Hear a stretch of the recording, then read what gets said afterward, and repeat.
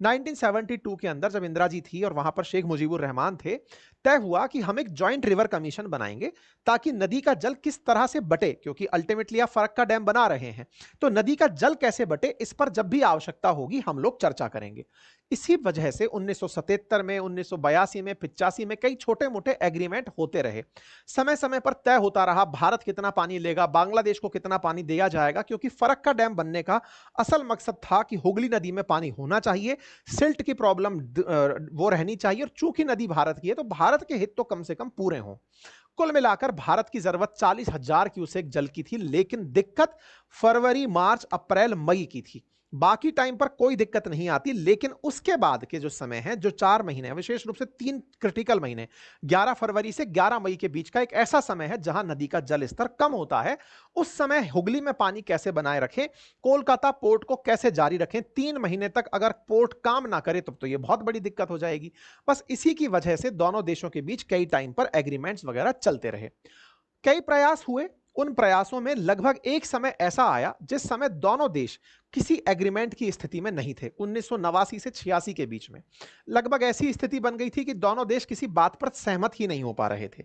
भारत ने अपने हिस्से से अपना पानी बढ़ा लिया, लेकिन इस चीज को बांग्लादेश दुनिया भर में ले गया कि देखो भारत मेरे साथ ऐसा कर रहा है, यूएन के मंच पर ले गया, अंतरराष्ट्रीय स्तर पर पॉलिटिसाइज कर दिया कि देखो ऐसा करते हैं ये लोग, हमारा पानी पूरा खा जा रहे हैं। तमाम बातें इन लोगों ने अपने स्तर पर भारत के साथ की।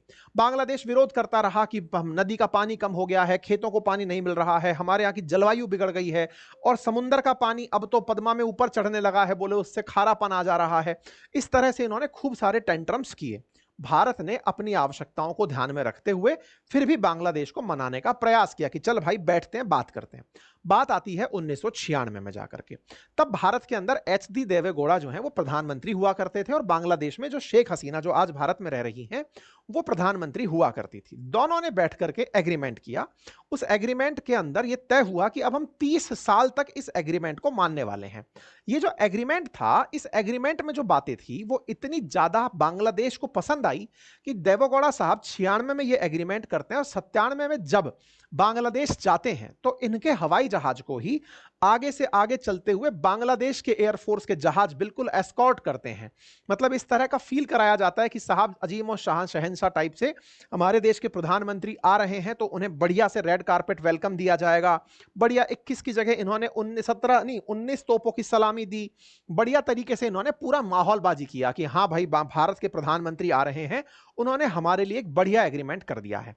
एग्रीमेंट क्या हुआ था अब उस बारे में भी मैं बताऊंगा, लेकिन उसको समझने से पहले एक टर्म समझ लीजिए, क्योंकि यहां जल बंटवारे को लेकर के क्यूसेक की बात हो रही है कि इतने क्यूसेक पानी भारत के पास, इतने क्यूसेक उनके पास रहेगा। तो देखिए क्यूसेक है ना, जल को नापने की यूनिट है। यहां पर ये जो क्यू और सेक है, ये दो अलग अलग शब्द हैं। Q stands for cubic fit और सेक स्टैंड्स फॉर सेकंड। यानी एक सेकंड में एक क्यूबिक क्यूबिक फिट एरिया जो है उससे कितना पानी प्रवाहित हो सकता है, उसे क्यूसेक में नापा जाता है। जैसे पानी को लीटर में आप नापते हैं, लीटर एक एब्सोल्यूट सेंस की चीज है, लेकिन पानी के प्रवाह को नापने के लिए क्यूसेक का उपयोग किया जाता है। एक सेकंड में एक क्यूबिक फिट से कितना पानी प्रवाह हो सकता है। तो एक क्यूसेक में एक क्यूबिक फिट मतलब बोले तो एक फिट हाइट है, मतलब लंबाई, एक गुणा एक फिट चौड़ाई, एक फिट ऊंचाई, इसमें से कितना पानी निकल करके जा सकता है एक क्यूब में से, उसको नापते हैं। ये लगभग कितना आता है गंगा के केस में, तो ये 29 लीटर के आसपास आता है।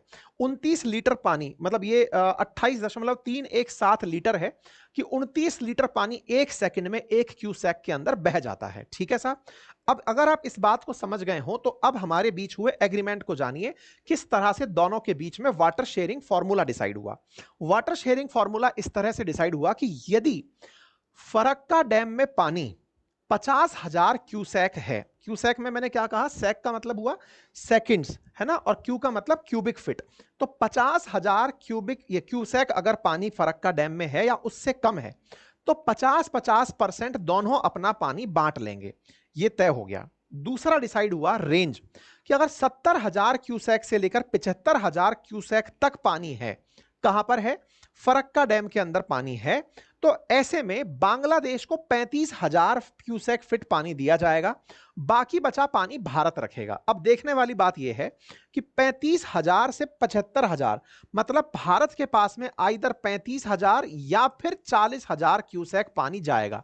मतलब पहले बराबर था, अगर पानी बढ़ा तो पानी बढ़ने पर भारत से कहा गया कि आप 75,000 तक अगर पहुंचते हो तो 40,000 क्यूसेक फिट तक पानी आपके पास होगा, 35 ये लोग लेंगे। तीसरी स्थिति तय हुई कि अगर 75,000 क्यूसेक से ज्यादा फरक्का में पानी है तो भारत केवल 40,000 क्यूसेक ही रखेगा, उसके अलावा जो पानी होगा वो बांग्लादेश लेगा। मतलब ये ऐसे हुआ कि बांग्लादेश ने हमारे साथ एग्रीमेंट ऐसे किया जैसे वो हमें पानी दे रहा हो, जैसे नदियां उसके यहां से हमारे यहां आ रही हो, हमारे यहां से वहां नहा जा रही हो। मतलब आप देखिए, बांग्लादेश ने 50%, मतलब एक जगह जाकर के वो एडजस्ट किया है 5,000 क्यूसेक का, अदरवाइज तो हर जगह वही विजेता है। भाई 75,000 तक अगर आप पहुंचते हो तो आप 40,000 क्यूसेक ले रहे हो, उससे ऊपर अगर गए तो फिर सारा पानी, मान लो कि अगर 90,000 क्यूसेक पानी है तो 40,000 ही भारत रखेगा, 50,000 ये रखेगा। अगर 100 मतलब 1 लाख क्यूसेक है तो 40,000 ये रखेगा, 60 ये रखेगा। मतलब इन्होंने हमारे साथ ऐसी डील की और हम लोग उस डील में राजी हो गए। 30 साल हो गए हमको इस डील में रहते हुए। इस डील से भारत को कोई लाभ नहीं था, लेकिन हां, पड़ोसी के नाते हम पड़ोसियों का ध्यान रखते थे। इस बात का पश्चिम बंगाल ने बहुत विरोध किया। क्यों विरोध किया? पश्चिम बंगाल का विरोध हुआ, उस समय ज्योति बसु सरकार वगैरह थी, तो उन्होंने कहा कि भाई इससे हमें क्या फायदा हुआ। असल में हुगली का पानी पश्चिम बंगाल में आता है, आपने आधा पानी ऑटोमेटिक उनको बांट दिया। मतलब ये आधा आधा का कंसेप्ट कैसे है? भारत से पानी आ रहा है, फरक्का से आपने आधा आधा बांट दिया, कम भी है तो आधा दे दिया। अरे भाई, जब ज्यादा है तो आप उनको उस तरह से दे रहे हो तो तय कर लो ना कि 40,000 क्यूसेक अगर बेसिक अमाउंट है तो हम इतना ही रखेंगे, बचेगा तो तुम्हें देंगे। ये नियम होना चाहिए था, लेकिन ऐसा नहीं हुआ।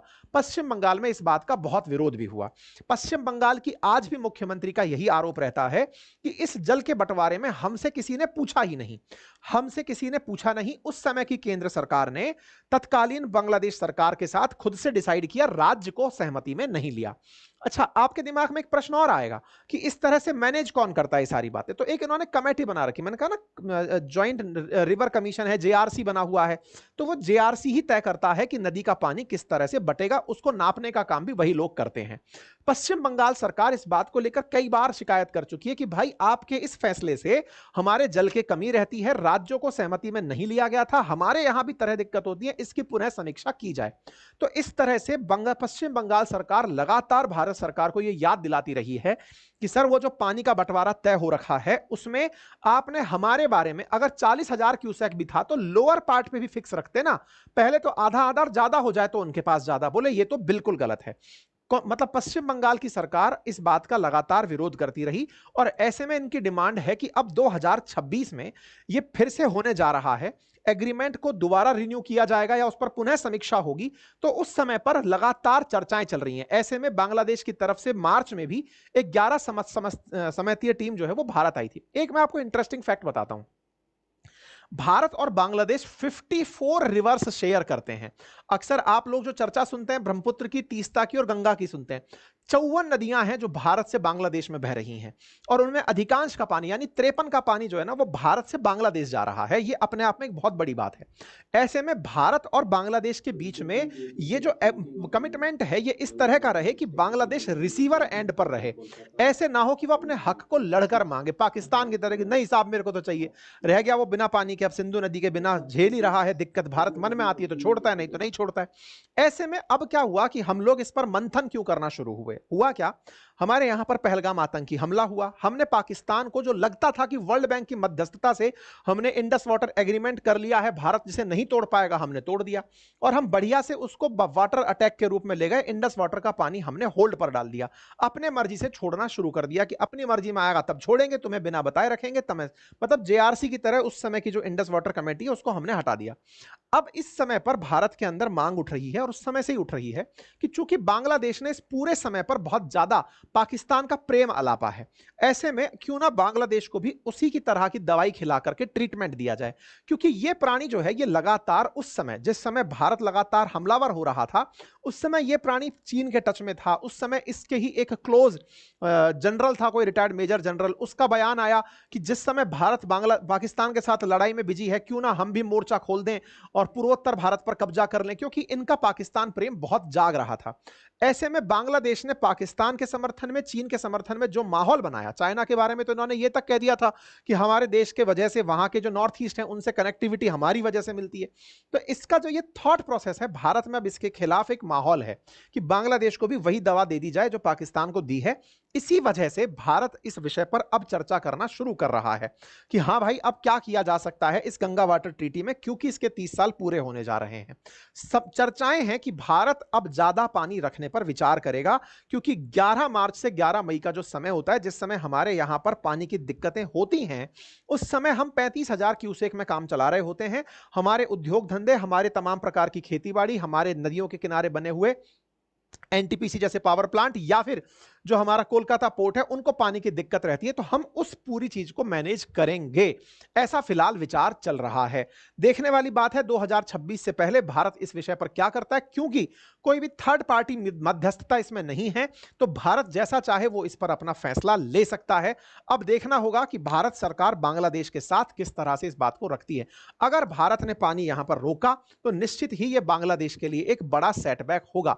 उम्मीद है आप सभी साथियों को यह बहुत अच्छे से बात समझ में आई हो। बाकी आप लोग इस विषय पर क्या सोचते हैं, अपनी राय कमेंट बॉक्स में जरूर रखिएगा।